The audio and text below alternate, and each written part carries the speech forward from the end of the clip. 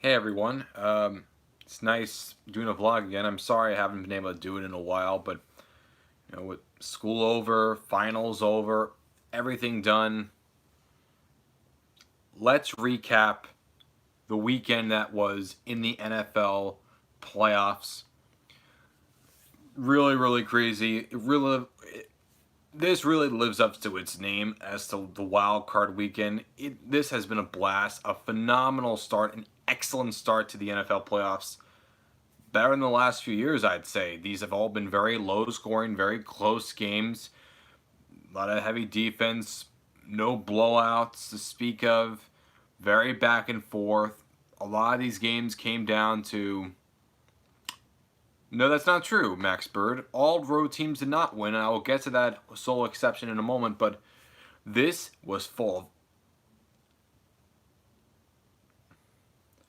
This was full of upsets. This was full of heartbreak for some, joys for many others. And this was just overall a phenomenal and just honestly a fantastic start. Let's start off with the game that was the five-seeded Buffalo Bills, the first wild card in the AFC, making their second playoff appearance in the last 3 years against the AFC South winner and number 4 seed in the AFC, the Houston Texans, who have won their fourth division title in the last 5 years. The only exception being in 2017 when Watson was hurt, and they ended up being last in that division. So the last 5 years for the Texans, if you're not first, you're last. But this was a very competitive game. Didn't really start out that way though. Allen was a little bit erratic. He was good for like a lot of the first half, and they were able to run the ball well. Devin Singletary had a really nice game. Frank Gore made a nice play or two. But one play that really stood out to me very early on was the trick touchdown pass by John Brown that set the Bills up for the first touchdown. In fact, the game was all the way up to 16-0. The reason why it didn't go for a touchdown was because J.J. Watt's sack really changed the momentum of the game. Bills get the field goal, and then Allen was making some careless mistakes, and the Bills' defense was just allowing tons of yardage for DeAndre Hopkins, who really got hot in the second half. Deshaun Watson was scorching hot there as well. There was a lot of questionable calls and decision making by Sean McDermott and Bill O'Brien in this game. It was a very, very sloppy game in terms of coaching. But amazingly, in spite of that, the game was still very competitive till the very, very end. The Texans came back from that 16-0 deficit, and then they scored another field goal. Allen didn't look good in this game. He was responsible for a lot of the team's, miscues, taking a lot of big sacks. They're fortunate enough that Hausker was able to tie it, because go into overtime, Texans had the ball first. They can't go down for a field goal, so they punt it.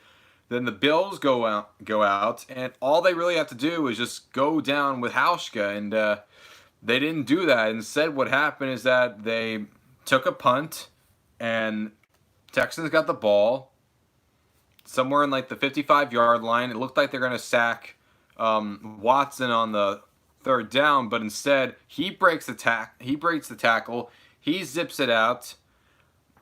To, I think it was Cunningham that got it. I think I'm saying the name right. Goes all the way up to near the goal line, and then Kaimi Fairbairn kicks the field goal, and the Texans win. Very stunning loss for the Buffalo Bills, and yeah, a lot of people had a lot of words to say about it. So you can say that maybe the city of Houston gets their revenge on the Buffalo Bills after the back in 1992, if I recall, when the Buffalo Bills came back down from a 31-point deficit to beat the Houston Oilers.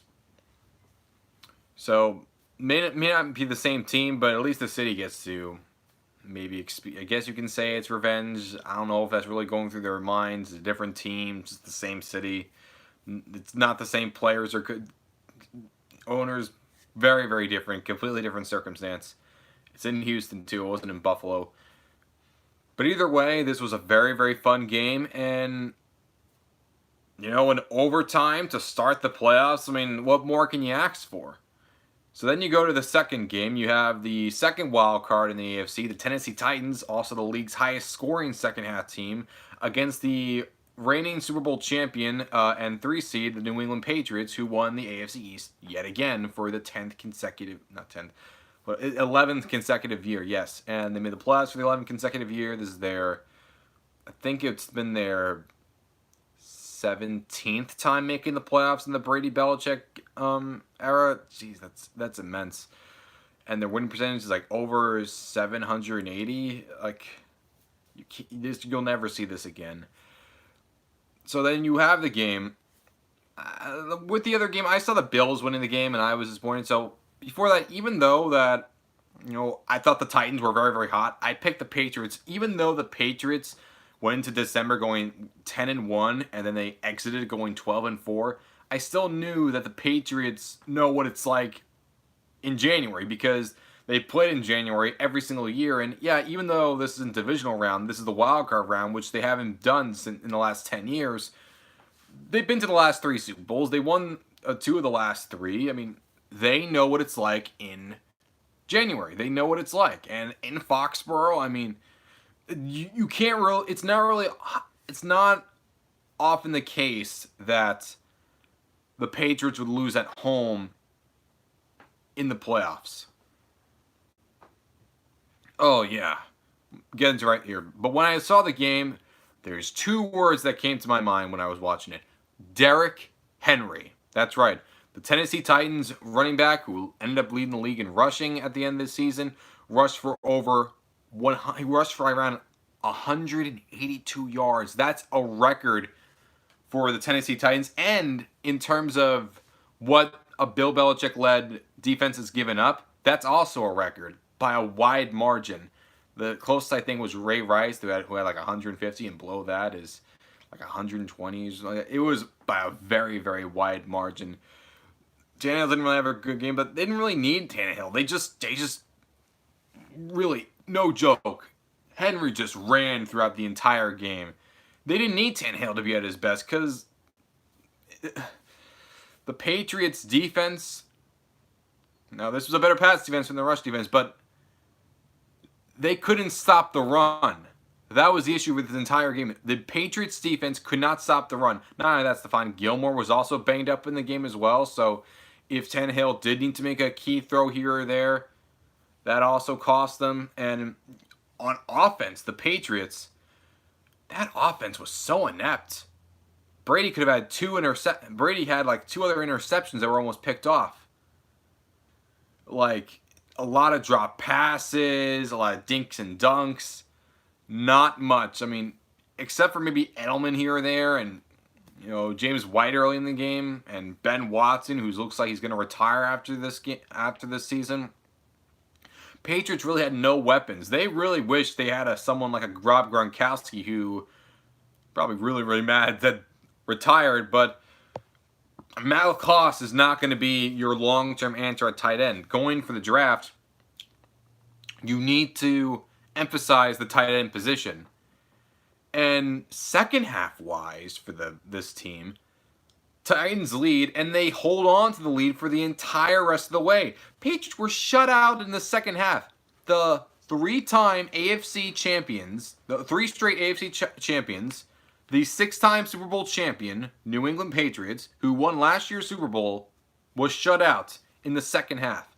This offense is inept, and the fact that they traded away a 2nd-round pick for Mohamed Sanu. Just think about that. And he did nothing. He did absolutely nothing today, that day. Philip Dorsett didn't really do much either. I mean, now we could also say this is phenomenal for the Titans. This shows that Ravens-Titans is going to be a very old-school, run-heavy game. Might also be a little bit like those old Titans-Ravens games in the early 2000s. This is going to be a very run-heavy game. It's going to have a lot of intensity, probably some low scoring, but I think the Ravens would still be able to get it done. As for the Chiefs-Texans, you can't count out Andy Reid after a bye, so I'm going to go with the Chiefs, especially considering that they're well rested, and the fact that Texans, their coaching struggle is kind of were apparent in that game too. So I would take the Chiefs as well. But going back with the Patriots, where's Tom Brady going to be next year? Is he going to stay with New England? Is he going to go to another team that needs a quarterback like the Bears or the Chargers or the Panthers? Where could he go? I mean, it's going to look very, very weird seeing him in a uniform that's not from New England for the Patriots. I mean, can you imagine seeing Tom Brady in a different uniform? I can't, but I got to get used to it if it does happen. And there might be a lot of moving pieces. And this offseason is going to be a lot of questions for the Patriots and what's going to happen for them moving forward. But like I said, nothing happens forever. It doesn't. Nothing lasts forever. Move on to the NFC games that were today.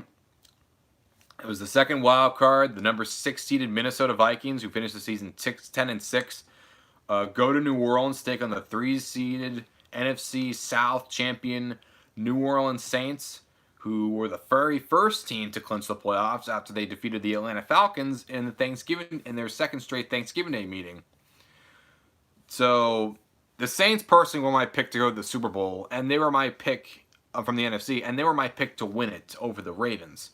So, yeah, not a really good day for me when it comes to that part. But when you look at it's right itself, no one picked the Vikings to win this game. Everyone was picking the Saints, including myself, and you can understand why. The Saints finished 13-3.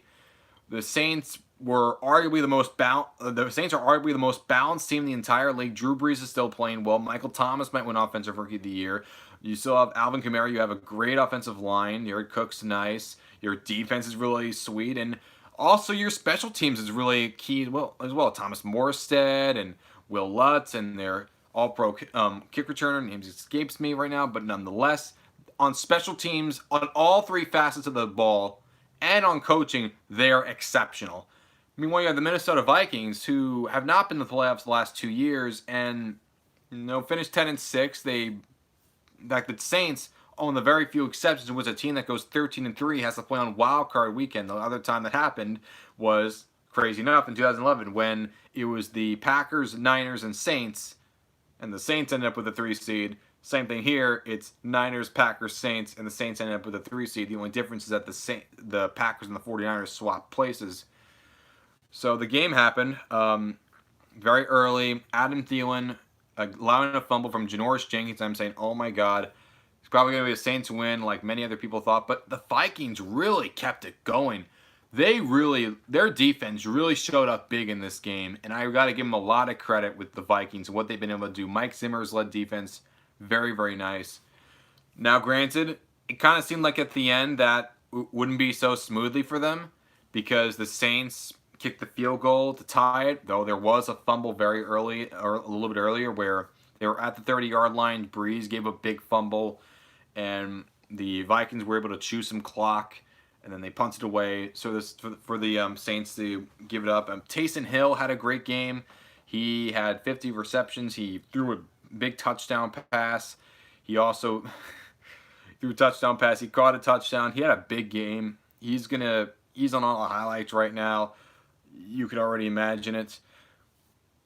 Also, when you look at the Saints, or just in general, you go into overtime. And this is when people went crazy. Because you had the Saints, who the last 2 years have had to deal with the Minneapolis Miracle and the no pass interference call. The one against the Vikings and the one against the Vikings in the divisional round and the one against the Rams in the NFC Championship game. This year, they're against those same Vikings that just 2 years before put the Minneapolis Miracle on you. And they get the ball first. They win the toss. They get the ball. They go march down the field. Kirk Cousins goes deep. He goes deep to Adam Thielen, setting up 2 failed runs by Dalvin Cook before eventually Cousins throwing one to Kyle Rudolph and winning the game for the underdog Minnesota Vikings. It almost doesn't seem like this would happen. Oh, he was amazing in that game. It was so just crazy. Like, no one picked this team to win. Like, I saw people picking, every other team to win. Like, somewhat split. They were split on the Bills and the Texans. They were split on Titans and Patriots. They were split on Seahawks, Eagles. They were not split on Vikings, Saints. Everyone, literally almost everyone, saw the Saints winning this game, advancing to the divisional round. And many people, I'd say tied with the Niners, saw them as their pick to go to the Super Bowl for the NFC. And that didn't happen. Instead, they lose in the first round at home. At home, they lost at home against Kirk Cousins, a guy that, as a quarterback, that people have been saying, oh, we can't win the big games. Well, his team just won the big game. His team just won a playoff game. They're going to head up to San Francisco to play against the 49ers. And the Vikings, they're actually going to match up pretty well against them. For all we know, who knows? Maybe the Vikings end up winning against them. I don't see that happening. I think the Niners will still win. I think they'll probably cruise their way for a victory. But hey, you never know. And now there's two things that people really got upset about. The fact that the coin toss essentially decided the game, because with the NFL rules, it's weird. I don't really care for them myself. That the team that scores a touchdown first, whoever scores a touchdown first wins the game, and the other team doesn't have any chance. They're going to change that eventually. I don't think it's going to be after this season, but it'll eventually happen. Fans have been getting increasingly impatient. Now, granted, to be fair, there could be a case of, oh, they just wanted to see the Saints win, or, oh, they're just mad that the Patriots won it last year. Fair enough, but at the same time, that's what a lot of games this year, it feels like. And another year this happens, the calls are getting increasingly, like, just overtime in general. And also, when you look at the touchdown itself, Kyle Rudolph pushed off PJ Williams. So now you're also seeing, oh my God, Saints were again screwed again by the refs like last year. And how ironic is it that the team that was responsible for the pass interference rule to even happen, when they need it the most, it doesn't happen. And they lose. As if Saints fans, Saints players in the city of New Orleans don't have enough of a big gripe with the officiating as it is. They did not review a scoring play that would have decided the game. So now, the Saints, instead of going through that and maybe another try for the Vikings, the Saints are instead watching it at home like the rest of us. And I'd say that doesn't really feel right. It really doesn't feel right, the fact that it's the team so many people saw going to the Super Bowl. Again, they were my Super Bowl pick to win it all. And they lost in the first round. But that tells you that you never know what could really happen in these games. But to be fair, I do think the Saints got a raw deal in this. But at the same time, Lutz could have still made that field goal. Brees still could have not allowed that fumble to happen. And at the same time, there was no way that you should have let a team like the Vikings, who were inferior to you, be that dominant against you. It's true, he was outcoached. Peyton was outcoached by Zimmer. That's what happened. And I don't think Saints fans are going to forget, and I think they're just mad as anyone who has lost the last 3 playoff games in a walk-off fashion. Probably pissed. And Drew Brees, I know, is not leaving. There's no way he's leaving New Orleans. Why would he leave New Orleans? I think Bridgewater might leave. Michael Thomas might win Offensive Player of the Year. He could. If not, Jackson would get it. But I'm not sure if they win both. Could happen, but I'm not completely sure. And then moving on to the final playoff game, you have the Seattle Seahawks traveling to Philadelphia as the 11-5 5 seed against the 9-7 4 seed NFC East champion Philadelphia Eagles. This was A matchup full of depleted rosters on both sides of the ball. This was also a matchup for two quality quarterbacks, Russell Wilson for the Seahawks and Carson Wentz for the Eagles, as well as nice coaching matchup with Pete Carroll and Doug Peterson. But very early in the game, you kind of knew this game was going to be close. Like, this was a very low scoring game. Really matched the tone with the rest of the playoff games so far this year. Very low scoring, very defensive heavy. Not exactly the biggest offensive games from a lot of players. But what really changed when Carson Wentz got hurt. When he was out for the rest of the game with the concussion, and Josh McCown comes in 40 years old. And they still stay competitive throughout the game, even though that there was a lot of big passes to DK Metcalf for the Seahawks. Like, he had a phenomenal game, 160 yards. That's the most ever by a rookie in his first ever playoff game. That was absolutely phenomenal by him. And the Eagles did not really play well. And it's amazing how they almost had a chance to win this game, too. Because at the end of the game, Josh McCown could have tried to ran in, but Jadeveon Clowney was a lot faster, a lot stronger, and that's what happened. And Seahawks won in the same place as they did in the regular season, same score as they did in the regular season, 17-9. And the Eagles are going home for the playoff and watching the playoffs just like the rest of us. It really is impressive how this team was able to make the playoffs with all those injuries. And the Seahawks, too. They won a lot of one-possession games. This is another one that they won. Marshawn Lynch also got a touchdown in this. And I feel bad for Carson Wentz. He gets his chance. The last two postseasons, he's been injured and Nick Foles has been stealing the show. But there's no Nick Foles, so you think he's going to start, and he does, but he gets out with a concussion, and it's Josh McCown's time to shine. Very sad for Carson Wentz, and they're very well coached, this team, the Eagles. They're very well coached. And as for the Seahawks, they advance against an old rival, the Green Bay Packers. Ooh, old Green Bay Packers rivalry. Go back to 2000 with Holmgren, and also the 2010s with the Hail Mary and the 2014 NFC Championship game. This is going to be very, very fun. For all we know, this could be an all-NFC North NFC Championship game with the Packers and the Vikings, or it could be an all-NFC West one with the 49ers and the Seahawks.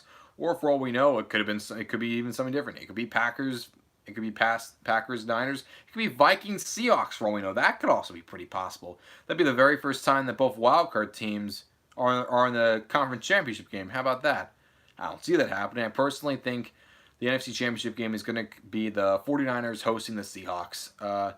I think the Seahawks will play close, but I would not be shocked if the Packers win this game. The Packers are a really nice defensive team, and they have been very, very competitive, but even as a 13-3, a lot of people don't really trust them.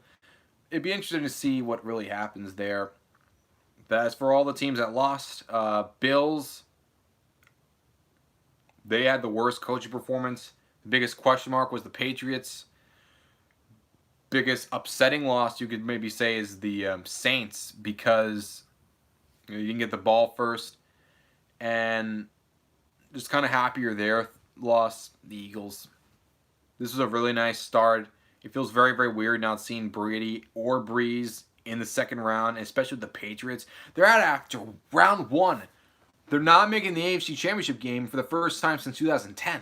So you're going to get a fresh blood that's not Manning, Brady, or Roethlisberger. Well, yeah, there was that one time with Flacco, but honestly, really, it's going to come down to either Jackson, Mahomes, Watson, or even Tannehill. That's going to be really, really interesting.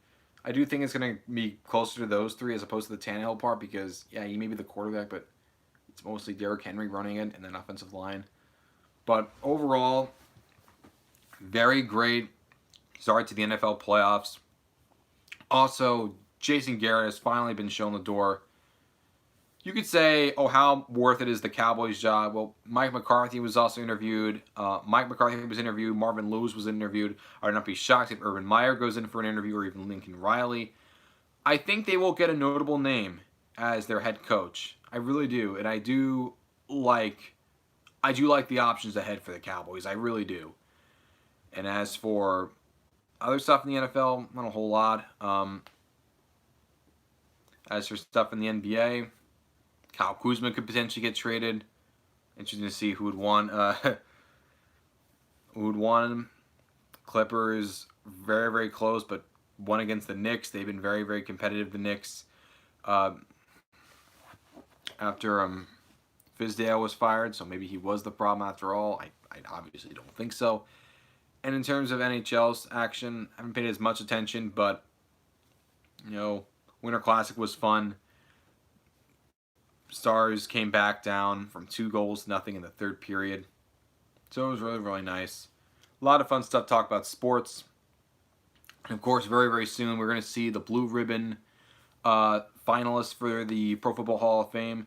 My predictions, personally, is that for the contributors, you'll see Ralph Hay, Art McNally, and Steve Sable. For the coaches, you will see Don Coryell and Tom Flores. And for the players, I see Cliff Branch, Cliff Harris, Randy Gradishar, Roger Craig, Winston Hill, Alex Karras, Duke Slater, Lavi Dilwig, Max Speedy, and Al Wistard.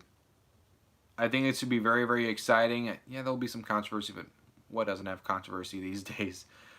Yeah, I hope Flores gets into it. He was very, very close last year. I'd love to see Coryell make it too. He really changed the game, and Flores will be really, really nice. Very first non-white coach to win a championship, and he won 2 of them. He also won one as a player, and he won one as an assistant coach.